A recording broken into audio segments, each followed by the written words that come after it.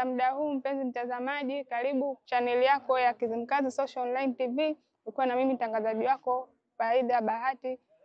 Twende mwanzo mwisho kwenye tukio hili ambalo leo ni kuna semina mafunzo ya udhalilishaji wa watoto. Tupo na wasaidizi wa sheria ya wilaya ya Kusini. Kwa hiyo karibuni tuungane mwanzo mwisho. Lakini kuna hii aina nyingine ambayo tulikuwa hatufai kuitaja, ni swala zima la udhalilishaji wa kitaalamu ambao wanaita professional abuse.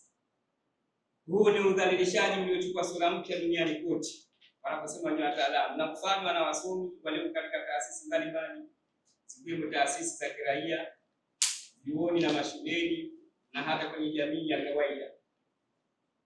Matatizo ya udhalilishaji wa aina hii huletwa na kuvunjwa kwa uaminifu. Mfano, kiongozi wa taasisi fulani kuchukulia ule uaminifu walionao baina yake na mfanyakazi wake ili kutekeleza azma yake ya udhalilishaji wa kingono. Mara nyingi tunasema udhalilishaji huu hupatikana katika taasisi. Inawezekana pengine katika hii jumuiya yetu ya Kizimkazi, viongozi, makatibu wakatumia nafasi zao walizonazo kuwadhalilisha walio chini bila wenyewe kujua, au pengine katika vyuo, madrasa, walimu wa madrasa wanaweza kutumia nafasi zao za walimu wao wakadhalilisha wale wanafunzi.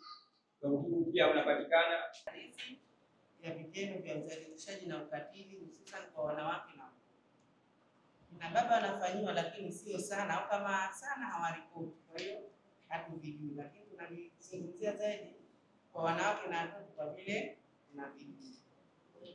Kwa hiyo sehemu ambazo za ukatili wa kijinsia unaweza kutokea, tunajua sehemu mbalimbali ambazo tunaishi sisi wanajamii. Kama mazingira ya wapi?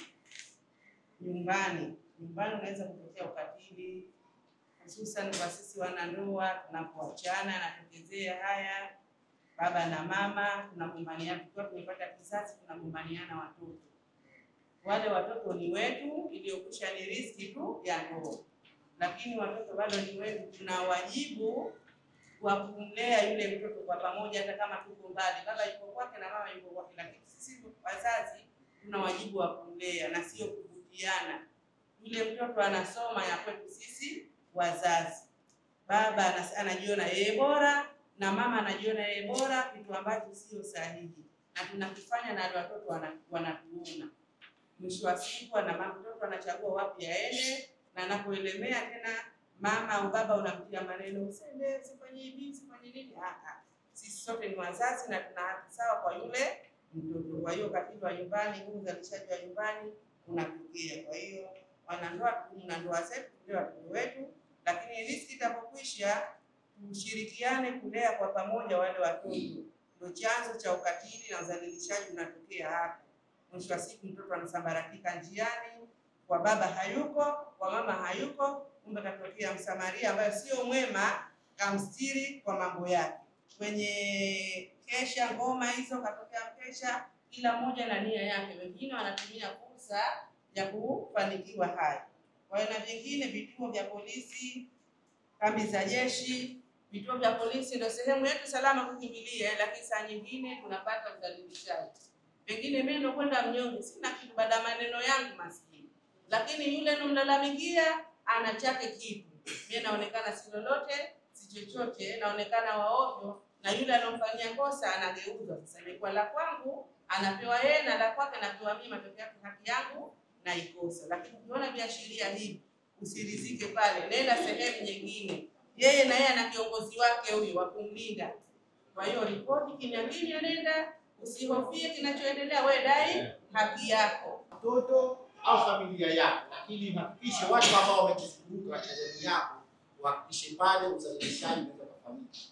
Ama kama mimi niko na mke wangu anaweza kufanya udhalilishaji mie, au mie anaweza, kama uko na mume anaweza kufanya udhalilishaji mtoto, na unamwamini na mtu ambaye atakuja mfikiria basi akati yule ambaye yule ndo anahusika kufanya ule udhalilishaji, unakuja kumwambia hata wewe umefanya kitendo hichi, kwa sababu alikuasiri sio kwa mbaya.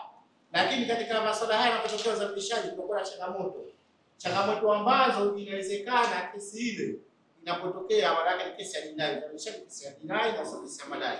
Maana yake yule aliyofanya anatakiwa aingizwe hatiani, na katika hatia akiingizwa hatiani kutakuwa na hatia mbili au tatu. Ya kwanza maana yake anapata cha pili anapata faini au anapata fidia, cha tatu maana yake anawezekana akachwa huru. Kesi inapoenda maana yake inakuwa na maamuzi hayo matatu. Maana yake utafungwa au utakuwa faini au utakutana vyote kwa pamoja, lakini baadaye inawezekana ukaonekana kuna hukumu, kuna matatizo.